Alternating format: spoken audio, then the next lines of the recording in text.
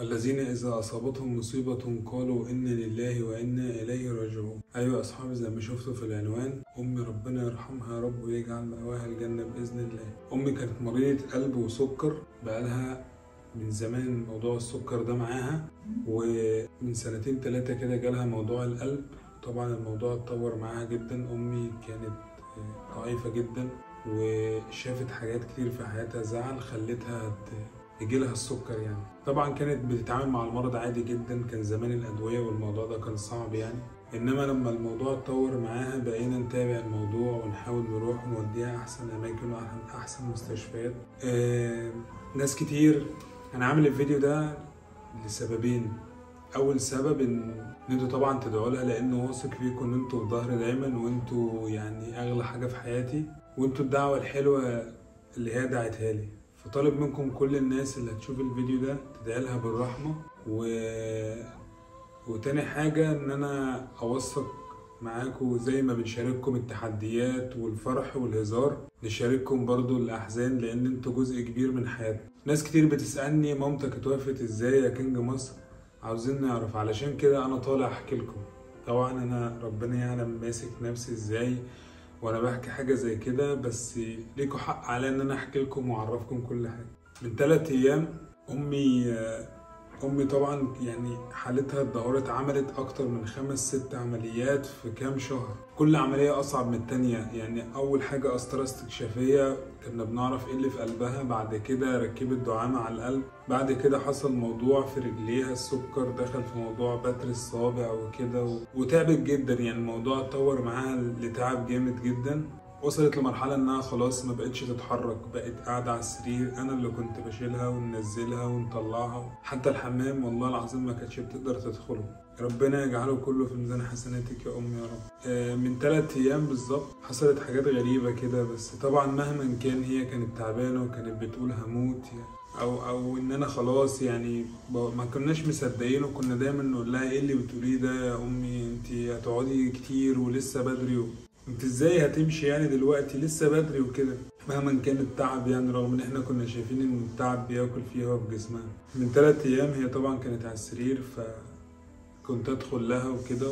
هي طبعا رجليها كانت تعبانه جدا، فكنت بعمل لها علاج طبيعي في رجليها، فكنت اجي امسك رجليها تقول لي تمام واعمل لها العلاج وكده. فجت اخر 3 ايام دي تقول لي لا انا رجلي بقت كويسه ما تلمسهاش وكده. وطبعا كان بيجي لنا زيارات كتيره اليومين دول، لانها كانت تعبانه جدا وكانت خارجه من عمليه صعبه جدا. لما حصل بتر في الصابع، كان في عمليه توسيع شريان عشان ما كانش الدم بيوصل لرجليها، وانا اللي دفنت الصابع ده بايدي واديتهوني، قالت لي روح ودي الصابع ده وقول لي ادفنه جنب ستك وجدك وقول لهم ان انا جاي لكم قريب.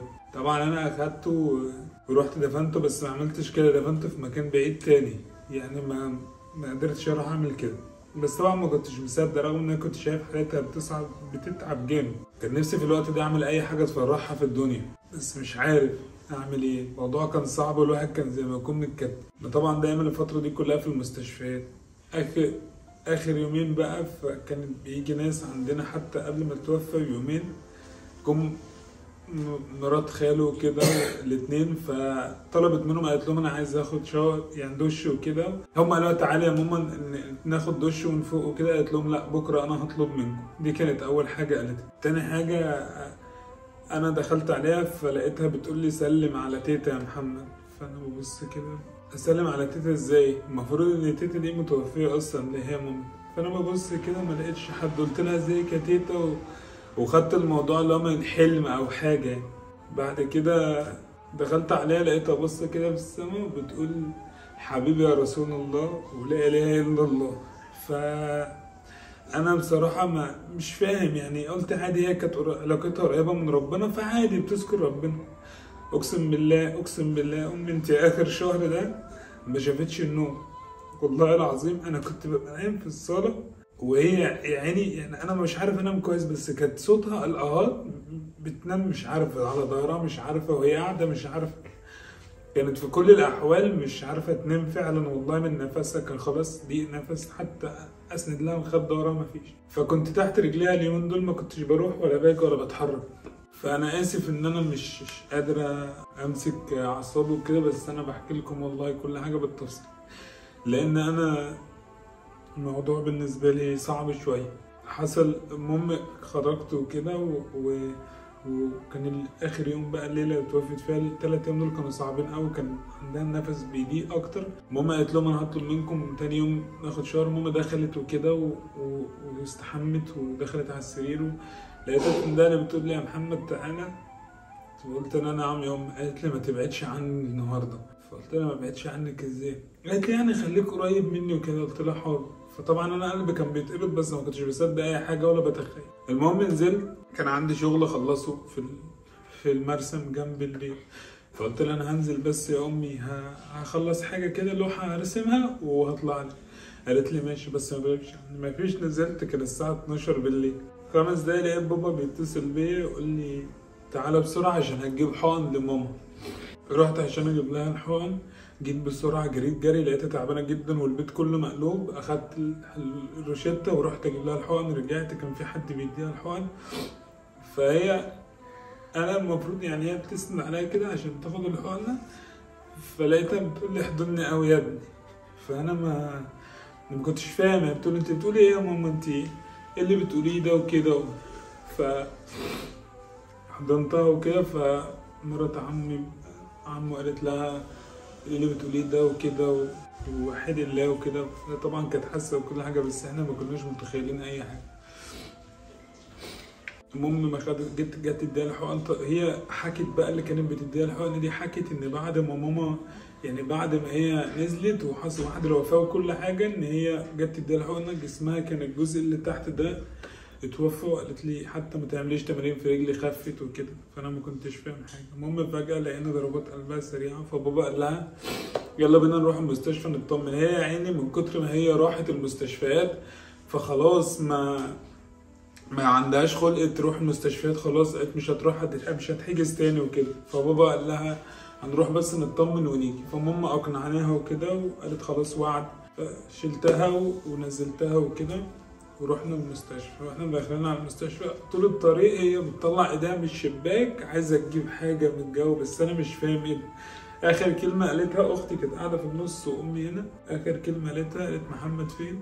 فاختي قالت لها هو جنبي اهو. رحنا طول الطريق بتطلع ايديها من الشباك. فبابا حتى افتكر ان هي بقت كويسه وسكتت وما بتنهدش وحاجه فقال لها نرجع وكده انت شميتي هوا وكده. مفيش. وصلنا المستشفى. اول ما وصلنا المستشفى بجيب الكرسي الطوارئ فعشان احطه عليه عشان ندخل لقيتها حسيت ان هي جسمها تقيل جامد كده ومش قادره اشيلها رغم ان هي وزنها كان خفيف بس جسمها كان تقيل جدا. شلتها وحطيتها على الكرسي ودخلنا على المستشفى. الدكتور دخلنا غرفه اللي هي الطوارئ. فطبعا الدكتور كان الورق كتير جدا والادويه كتير. ربنا يرحمك يا ام يا رب. الادويه كتير وكانت حاجات كتير. فعلى ما بيشوف الورق وبيشوف الحاجات دي ومشغول مع بابا وكده انا كنت مركز مع ماما. فلقيت وشها بيتغير وملامح وشها بتتغير. قلت لهم رحت مزعلهم قلت لهم انتوا بتعملوا ايه؟ شوفوا ماما شكلها عامل ازاي. فطبعا المنظر كان صعب جدا ولسانها كان بيزرق كده. المهم الدكتور شاف المنظر راح رامي الورق واخد السرير ودخل غرفه الحالات الحرجه ودخل وشفت المستشفى اتقلبت قسما بالله. مش الدكتور داخل ودكتور خارج فجأة مفيش. قال لك كل اللي يسأل ادعوا لها ادعوا لها. طبعا انا مش فاكر عملت ايه من الصدمة. ادعوا لها ادعوا لها ادعوا لها. خرجت. قال لك هم خرجوها من الأوضة وطلعت لقيتها في أنبوبة أكسجين جنبها ومنظرها كان صعب جدا جدا. فدخلناها. قال لك هتقعد في الرعاية المركزة وانتوا روحوا وتعالوا الصبح وكده. أنا طبعا شفت المنظر لقيتها خلاص احنا عينيها مفتحة والمنظر كان صعب جدا. خرجنا رحنا الرعاية المركزة وكده. وبابا قال ايه يلا نروح وكده. هو كان عايز ياخدنا بابا كام المنظر اللي كنا فيه. رحنا صلينا الفجر. قلت له لا انا مش هروح انا قاعد هنا. حتى لو ما رضوش قعدونا في المستشفى. قلت له حتى لو قعد في الشارع بره. ما كانش معانا العربيه بتاع بابا. راح جابها وجه. كنا رايحين بعربيه ابن عمي. راح جاب عربيه وجه. احنا كنا قال لي ايه خلاص هنقعد هنا قدام المستشفى ننام انتوا ساعتين او تعالوا نقعد هنا في قدام المستشفى لحد ما يرد علينا كمان ساعتين ولا حاجه نطمن عليها. مفيش. رحنا في النوم انا واختي. شغل ربنا يعني ده ترتيب ربنا سبحانه وتعالى. رحنا في النوم. فالصبح بابا اصحوا ماما بقت كويسه يلا عشان رايح اعمل لها يعني ورق عشان خاطر تعمل عمليه تانية وهتبقى كويسه. انا طبعا ما كنتش متخيل ايه اللي يعني الموضوع، بس كان قلبي مقبوض برضه مش مرتاح. اتاري رايحين واحنا راجعين بعد ما خلصنا الورق وكده، واحنا في الطريق قلت لاختي، قلت لها انا حاسس في حاجه بس بابا مخبي علينا، فانا خايف اساله. المهم رحنا المشوار وكده، واتاري كان رايح يطلع تصريح الدفنه، واحنا راجعين بيقول بتحبوا امكم ادعوا لها وكده. فطبعا كانت صدمه صعبه جدا، ان احنا ازاي يعني مش مصدق انت بتقول ايه ادعوا لها بالرحمه امك توفت وكده. طبعا رحنا المستشفى، دخلت عليها التلاجة، شفت المنظر ولقيت ان ربنا يعني كتب لها الراحه. هي والله العظيم ارتاحت، اقسم بالله ارتاحت. امي شافت ايام صعبه جدا جدا، يعني مش مرضها بس، يعني هي في حياتها تعبت يعني امي قوي شافت حاجات كتير صعبه في حياتها ومرض وكده، ويخليها باذن الله في الجنه ونعيمها. انا بس يعني انا مش عارف اكلمكم عن اقول ايه ولا ايه عن امي، بس ربنا يرحمها يا رب، يجعل كل الامها وكل اللي عملته في حياتها في ميزان حسناتها. يعني كفايه ان انتوا الدعوه الحلوه اللي هي امي دعتها لي. ام ربنا يرحمها كانت من الناس اللي هي ما يعني دايما الناس الجميله اللي بتمشي، يعني هي مشيت بدري. وعايز اقول لكم ان اللي حصل ده كله هو ده حصل من 10 سنين وكانه لسه حصل دلوقتي. يعني انا بكلمكم دلوقتي في الذكرى وفاتها النهارده بعد 10 سنين، اقسم بالله كل تفصيله في اليوم ناسيها، كل التفاصيل فاكرها. بس انا حبيت اعمل الفيديو ده عشان يفضل على القناه هنا ذكرى معاكم، وواثق فيكم ان انتوا هتدعوا لها. مش لاقي حاجه اكتر من كده ان انا اعملها. والله العظيم انتوا، اقسم بالله العظيم انتوا الدعوه الجميله اللي امي دعتاني. امي كانت من الناس اللي معلمه مع الناس كلها، محدش ناسيها. الناس بتحكي لي عنها بعد ما توفت حاجات، يعني هي روحي وراحت. انا اقسم بالله ما عارف انا ازاي دلوقتي قاعد بعد 10 سنين وبكمل وبصور والله العظيم امي ما حضرتش اي حاجه.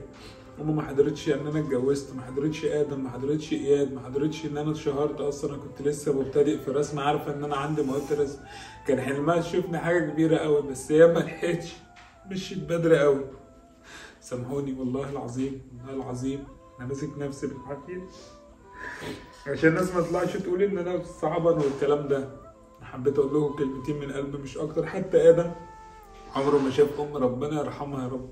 وانا كان نفسي اشوفها قوي، ربنا يرحمها. كنت بحبها والله ما شافها ولا عمره لمحها، بس هي يعني دايما كانت بتكلمنا على ادم وهي ما تعرفش ادم. اقسم بالله ان شاء الله نشوفها في الجنه باذن الله. عايز اقول لكم يعني عن حب ادم ليها، يعني هو واياد بيحبوها حب، وهما ما شافوهاش ولا هو بس من الحكي عنها، واكيد هي في مكان احسن باذن الله. انا مش عايز اطول عليك اكتر من كده. انا في الذكرى دي حبيت ان انا الفيديو ده يفضل عندي، والله لو ما جاب ولا لايكات ولا كومنت مش فارق معايا اي حاجه غير حاجه واحده بس، ان كل اللي يشوف الفيديو ده يدعوا لها ويسمع كلامي ادعي لها دعوه حلوه في اليوم ده توصل لها، هي دي اللي تنفعها. ربنا يعلم الاعمال الخيريه والحاجات اللي احنا بنعملها، ربنا يجعلها في ميزان حسناتها. والله العظيم انا لو فضلت اتكلم بقيت عمري كله عنها ما هديها حقها. فباذن الله هي في الجنه ونعيمها. وانا بجد اللي بيحبني وبيحب ادم وبجد شاف مننا حتى ولو ذره حاجه حلوه يدعي لها من قلبه، ويا رب ما يوجع قلبكم على حد غالي عليكم، ويخلي لكم امهاتكم جميعا. اصعب فراق يا جماعه فراق الام. لو انت فرقت اي حد في حياتك وامك لسه عايشه، يبقى انت لسه ما زعلتش ولا فرقت حاجه. ربنا يصبرنا ويصبر كل اللي فاقد امه. مهما اوصف لكم الوجع محدش يعرف يعبر عنه غير اللي ده. وان شاء الله انت يا ام في الجنه ونعمها، وانتوا والله العظيم دعوه امي اللي ربنا يحبب في خلقه انتوا. فانا اسف لو شفتوني كده او نكدت عليكم. والله العظيم والله العظيم ماسك نفسي ربنا. واحد دمعه خلاص جفت من عيني 10 سنين، بس عايش الموضوع كانه كان امبارح. وشكرا لكم ان انتوا سمعتوني لحد هنا، وربنا يجعلها اخر الاحزان لينا وليكم باذن الله. واشوفكم على خير يا احلى اخوات في الدنيا.